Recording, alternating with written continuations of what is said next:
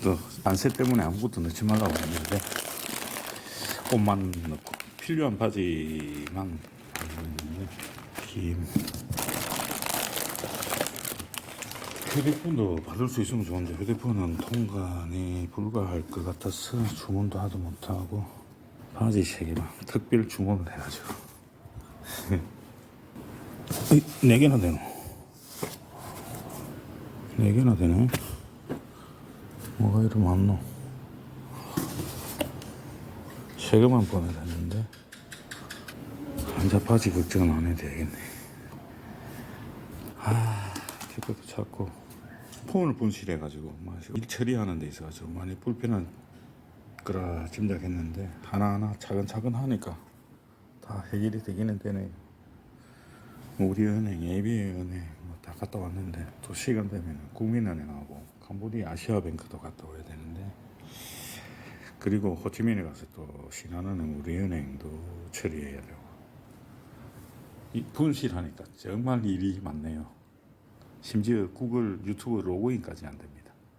번호가 없다 보니까 인증을 받아야 되는데 불편한 점이 있네요. 제가 유튜브를 하고는 있지만 특별한 장비나 이런 게 없고 그냥 가지고 있는 휴대폰으로 이렇게 잠깐 찍어서 올리다 보니까 사진이나 내용 면에서 좀 부족한 점은 많은데 지금은 다시 호치민에서 시아누쿠빌로 돌아와가지고 이제 영상을 한번 만들어 보려고 하는 중입니다. 호치민에서 한 40여일 정도 머물렀었는데 처음에 한 10일 정도는 뭐 지낼만 해도 한 달 이상 계속 지내다 보니까 호치민에서 어떤 특별한 사업체가 있는 것도 아니고 또 아시는 분들이 있는 것도 아니고 해서 조금 지내는데 무료하다는 느낌을 좀 많이 받았었나 봅니다. 그래가지고 일을 좀 많이 했는데 필리핀으로 또 한번 가볼까 마카오로 한번 가볼까 아니면 유럽 쪽으로 가볼까 고민을 많이 하다가 이 나이에 또 혼자 다니는 여행을 하기에는 좀 부담스러운 것 같아서 다시 캄보디아 시아누쿠빌로 돌아오게 되었네요. 이제 시아누쿠빌로 돌아오려고 하다 보니까 요즘 뭐 시아누쿠빌에 대한 좋지 않은 이야기들도 많고 그래서 좀 망설여지기는 했는데 자기 자신이 그런 일을 하지 않는다면 문제될 게 뭐가 있겠습니까? 그래서 저는 베트남이나 캄보디아 쪽에 여러 곳에서 한 달 살이 이런 걸 많이 체험을 해봤는데 저에게는 아무래도 시아누쿠빌이라는 도시가 제일 나은 것 같습니다. 제 개인적으로는 물가는 조금 비싼 편에 속하지만 저는 시아누쿠빌이 좀 떠나 있어 보니까 시아누쿠빌이 좀 더 나은 것 같네요. 그래서 이번에 다시 프놈펜을 거쳐서 시아누쿠빌로 돌아오게 됐는데 요즘 뭐 시아누쿠빌에 대한 이미지가 좀 안 좋은 부분도 많이 노출이 되고 그런 점이 좀 부담스럽기는 한데 뭐 어쩌다 그런 지경에 오게 됐는지 제가 뭐 정확한 거는 모르지만 보기 좋은 현상은 아닌 것 같습니다.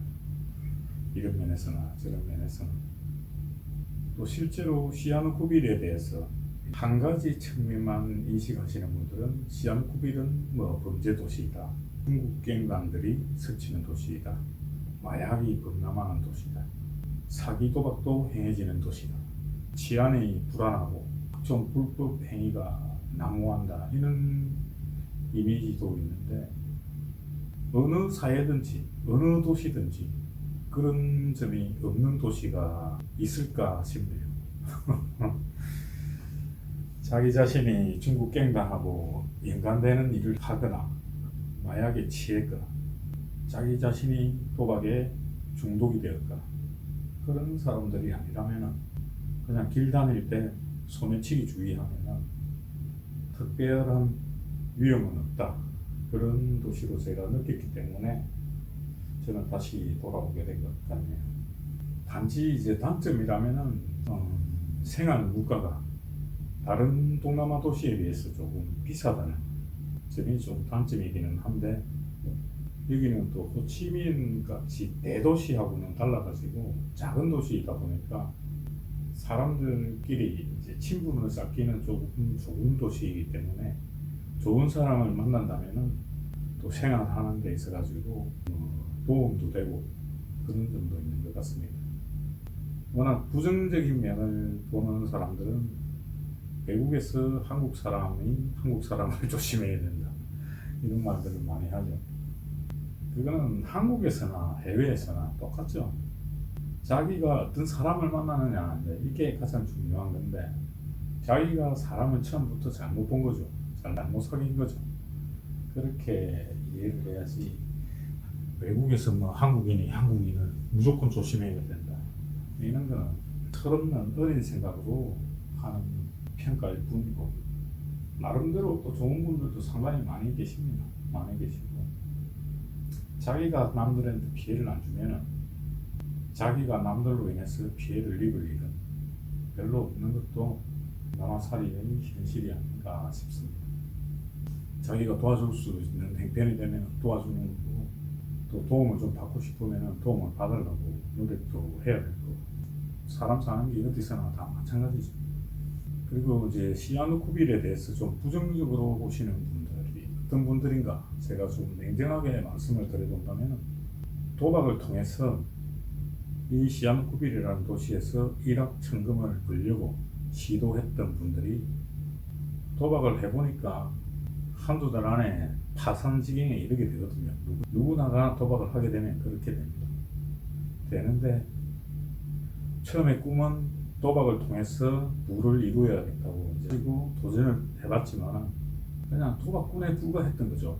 따지고 보면은 그렇다 보니까 이제 가진 돈 다 잃고 다시 귀국하거나 예전의 거주지로 이제 돌아가게 되면서부터 시아누쿠빌에 대한 부정적인 생각을 가지게 되지 않나 싶습니다. 이번 영상은 폰 분실로 인해 가지고 해외에서 그나마 알고 지내던 분들의 연락처를 잃어버렸다는 이야기도 전할 겸해서 별 내용 없는 혼자만의 주제를 그림으로 이어가 봅니다. 캄보디아 시아누쿠빌, 중국 자본으로 인해 중국의 소도시처럼 된 곳이면서 각종 불법이 난무하는 듯한 영상들로 간간히 설명되는 도시이기도 한데 불법에 관여하지 않는 사람들의 입장에서는 피부로 별로 느끼지 못하는 것 또한 다른 여타 도시랑 똑같지 않나 싶네요.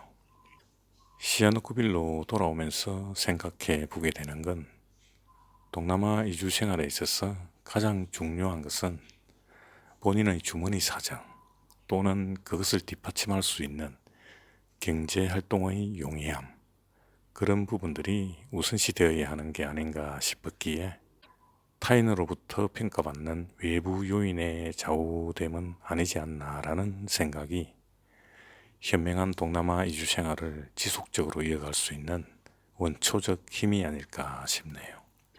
요즘 또 동남아 이주 영상들을 보면 최근 들어서 베트남에서 라오스로 관심이 또 이동되는 듯이 보이지만 물가가 저렴하고 도시화되어 있는 호치민도 생활하다 보면 지겨움에 봉착하게 되는데 특별한 목적 없이 진행되는 동남아살이의 선택에서 라오스는 아직 시기상조가 아닐까라는 저 개인적인 잡생각을 해보게 되네요.